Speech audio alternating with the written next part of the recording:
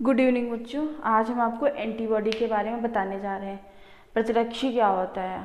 प्रतिरक्षी का ये चित्र बना हुआ है, इसी को हम एक्सप्लेन करेंगे। ठीक है, देखिए, जब हमारे शरीर में कोई बाह्य प्रतिजन जैसे जीवाणु हो गया, विषाणु हो गया आदि हमारी बॉडी में प्रवेश कर जाते हैं, तो शरीर में जो हमारी बी लिम्फोसाइट कोशिकाएं होती हैं, उनके द्वारा एक विशेष प्रकार का प्रोटीन संश्लेषित किया जाता है, जिसे हम एंटीबॉडी कहते हैं। ठीक है, प्रतिरक्षी जो होता है रक्त के प्लाज्मा प्रोटीन का 20% भाग बनाती है। तो एंटीबॉडी हम आपको बता रहे हैं। देखिए, जो ये एंटीबॉडी का चित्र बना हुआ है, एंटीबॉडी का जो चित्र बना हुआ है ऐसे वाई शेप, इंग्लिश में जो हम वाई बनाते हैं, ये वाई शेप का होता है हमारा एंटीबॉडी। तो जो ये होता है हमारा एंटीबॉडी प्रतिरक्षियों की संरचना होती है।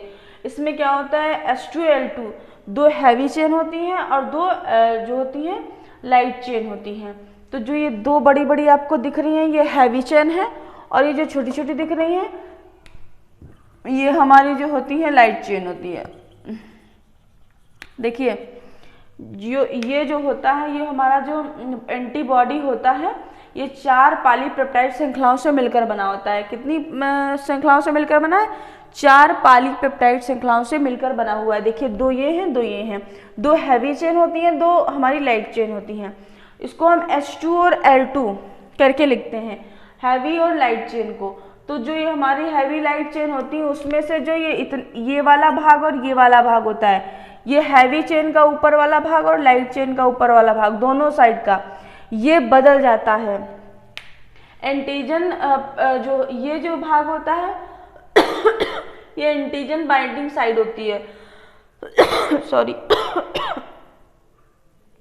जिसको हम प्रतिजन बंधक स्थल कहते हैं। जैसे कोई विषाणु या जीवाणु जो हमारे शरीर में प्रवेश करता है, तो यहीं पे ये जो इसका ये पहला वाला भाग होता है, एक हैवी चेन का भाग और एक लाइट चेन का भाग, यहीं पे आके वो जीवाणु या विषाणु फंस जाता है, उसको ये फंसाने का काम करती हैं।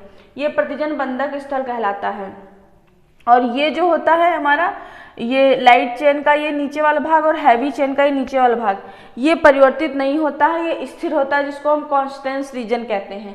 लेकिन जो ये उसके दोनों लाइट और हैवी चेन के ऊपर वाले भाग होते हैं, उसको हम वेरिएबल रीजन कहते हैं। मतलब ये परिवर्तनशील क्षेत्र होता है, इसीलिए इसको हम वेरिएबल रीजन कहते हैं। बट जो स्थिर क्षेत्र होता है, उसको हम कांस्टेंट रीजन कहते हैं। ये क्षेत्र नहीं बदलता। देखिए, ये हैवी चेन का ये वाला पार्ट, पूरा ये वाला पार्ट और ये वाला पार्ट, और लाइट चेन का ये पार्ट और ये पार्ट, ये नहीं बदलता, ये स्थिर क्षेत्र होता है, इसीलिए इसको हम और ये जो ऊपर वाला भाग होता है, जिसमें ये रेड रेड है, उसमें ये ब्लैक ब्लैक है, ये ऊपर वाले हैवी चेन और लाइट चेन, हैवी चेन और लाइट चेन, इन दोनों की जो ये दोनों ऊपर वाले भाग होते हैं, ये परिवर्तनशील होते हैं। अपने हिसाब से ये अपनी संरचना को कम या ज़्यादा करते हैं। जैसा हमारा विषाणु या वायरस है, उसी हिसाब से इनकी आकृति, आकार या इनका कार्य हो जाता है। तो ये जो होते हैं, ये परिवर्तनशील क्षेत्र कहे जाते हैं। और जो ये निचले भाग होते हैं हैवी और लाइट चेन के, ये जो होते हैं स्थिर क्षेत्र बोले जाते हैं। उसके बाद होती है, इसमें आपसे पूछ देगा ये जो हमारा H2L2 होता है, ये हमारा जो एंटीबॉडी होता है, काहे से मिलकर बनता है? 4 पॉलीपेप्टाइड श्रृंखलाओं से मिलकर बना होता है। और इसमें जो होते हैं डाइसल्फाइड बंधों से या आपस में जुड़े होते हैं।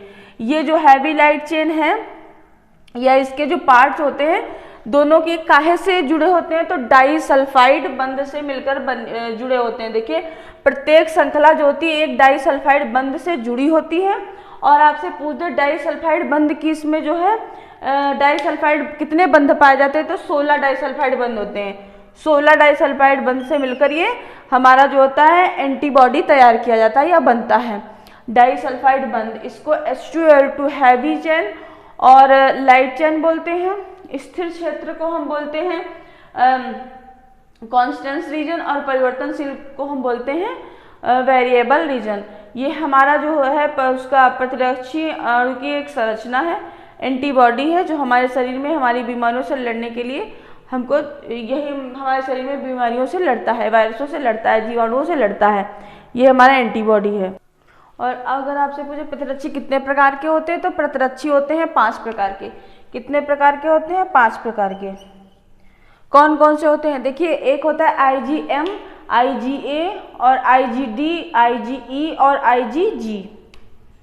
IgM, IgA, IgG, IgD होता है इसके बाद, IgD, फिर IgE और लास्ट में होता है IgG।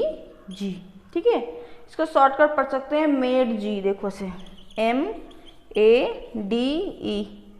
Made G. Okay, IgM, IgA, IgD, IgE और IgG।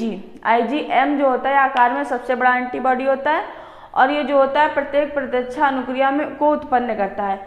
और जो IgA होता है ये क्या करता है? ये एंटीबॉडी कोलेस्ट्रॉल मतलब लार आदि में पाया जाता है। और जो IgD होता है ये बी लिम्फोसाइट की सतह में पाया जाता है। और IgE होता है ये जो होता है हमारी कोशिकाओं में, कौन सी कोशिकाओं में? बेसोफिल नामक कोशिकाओं में पाया जाता है। IgE जो होता है ये सबसे अधिक मात्रा में पाई जाने वाली एंटीबॉडी है और ये इसकी जो होती है कुल एंटीबॉडी का 75% भाग यही बनाता है। कौन सा? IgE जो होता है 75% भाग बनाता है। ये 5 प्रकार की होती है एंटीबॉडी का चित्र इतना होता है। ये 4 पॉलीपेप्टाइड श्रृंखलाओं से मिलकर बनता है और ये किस बंध से जुड़ा रहता है? डाइसल्फाइड बंधों से मिलकर ये जुड़ा रहता है। 16 डाइसल्फाइड बंध इसमें पाए जाते हैं। ठीक है, ऐसे प्रतिरक्षी आपको एग्जाम में बनाना पड़ेगा।